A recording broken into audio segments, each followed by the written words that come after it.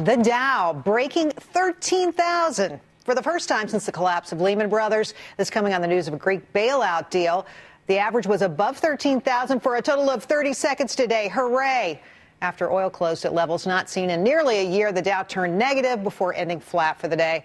Time to bring out our panel. Yu-Dee Chang is the chief trader and sole principal at Ace Investment Strategists in D.C. Monica Crowley is a radio talk show host, and Mercedes Coleman is Fox News legal analyst. Yu-Dee, let's start with you. Come on, that's good news. Can we get back up there?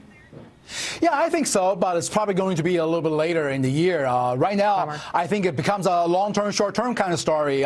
Short-term wise, I think the market is a little bit overdone. 13,000, a very important psychological level that we failed to break through. I think on the longer-term basis, I think we can. If you think about it, prior to 2008, the market was trading at about 18 times earning. S&P's earning is about 100 right now, so that should bring the S&P over to about 1,500 or so. So right now, it's at about 1363. I think so later on after a correction in the market. So you're saying stocks are cheap? Yeah, I think stocks by valuation levels right now, they're relatively cheap, believe it or not. Corporate I like to earnings hear are that. very high There's right room now. to run. Okay, Monica, are we ever going to retire, you think? Is that a question, a rhetorical question? The answer is clearly no. Look, the Dow's in very good shape. You know, we all like to see those numbers going up, but you got to be wary about a couple of things. Unemployment is still incredibly high. Sure. Home foreclosures are still hitting record highs. Home values are at record lows. You've got the European debt crisis, which even though you mentioned the Greek bailout, a default is still possible, and you see the contagion spreading through Western Europe. And you've got oil prices, of course, which could be a huge drag on this economy. You know the old saying, stocks climb a wall of worry, Mercedes. Oh, absolutely. And I really think that what's going to be key here are the oil prices, because it's really hitting, and we see it in the news day in and day out. Folks are worried. $5 a gallon, that's quite a bit, and that's really it's going to shake the core.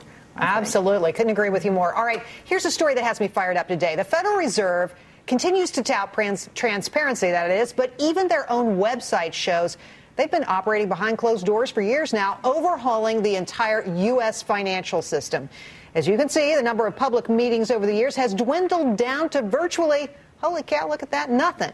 Just 2 public meetings since July of 2010. Monica, what do you say? This is the Fed, right? This is what they do. They operate in secret, and then they spring on whatever they have to present to the American people. This is one of the reasons why I think Ron Paul has gained so much traction over the last couple of years, because he's been saying, look, let's bust open the doors of the Fed. Let's audit them. Let's make this public. And look, the Fed has really pushed back, but in their attempts for increased transparency over the last couple of years, like you said, they've been talking about interest rates out loud. They've been talking about some other things out loud. But when it comes to the actual rule writing, which would affect every American through banking and so on, closed doors once again. Well, Yu-Dee, it's interesting because it's really Dodd-Frank regulations that they're writing in secret here.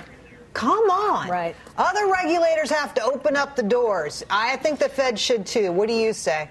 I know, I agree. It's kind of scary how a handful of people meeting in secret, making up all the banking regulations for all matters. And like you said, they're under Dodd-Frank. They're not subjected to Congress oversight. Not that we like Congress, but they are our elected. Well put, my elected friend. representative. Yeah. Exactly. So this is not good. I mean, we need more transparency. We need more open and due process. I think that's important. Mercedes. The irony of all this, the most aggressive agencies in this country are the federal agencies. They're the ones that are going to go in like stormtroopers into these businesses, look into their computers, talk to individuals, forget due process, maybe not so much because they're enforcement agencies. That's where they can do anything they want to, right? So, okay, we're going to do all these closed-door meetings, but God forbid you as businesses trying to run your business like an ordinary business person, they're going to lump on you. Wow.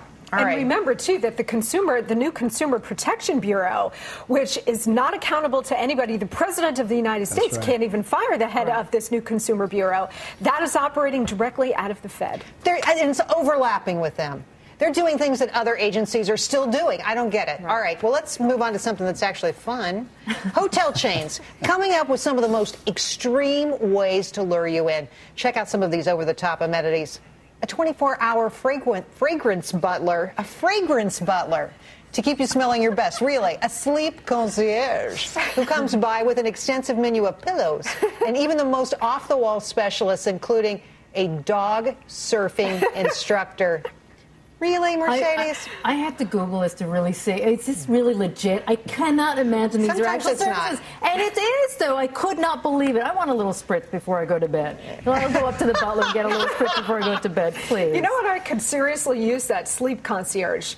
Because I always have sleep issues. A lot of stress with President Obama and the economy, right? Pacing, walking. Waking up at night. I can't fall asleep. I need that sleep concierge. I want to check into that hotel. Now, Yu-Dee sleeps like a baby. I'm telling you. That man, head hits the pillow, he's gone. Maybe you want to have your dog surf. Absolutely do. You know what's kind of interesting? Research actually shows by offering all these gimmicks, it actually does not necessarily bring in more new business. However, it does offer a memorable experience, which might help repeating business. Plus, I tell you, all these things, services, is really not new. I mean, you're talking about the Cupid concierge. I mean, there is another name for it, and it's been offered all along. In Asia, it's called the Mama-san. See, we learned something today. You know, you rock, mister. Listen, thanks to all of you today. Great job, guys. Love having you on together. Great work. Thank you, Terry. All right. Now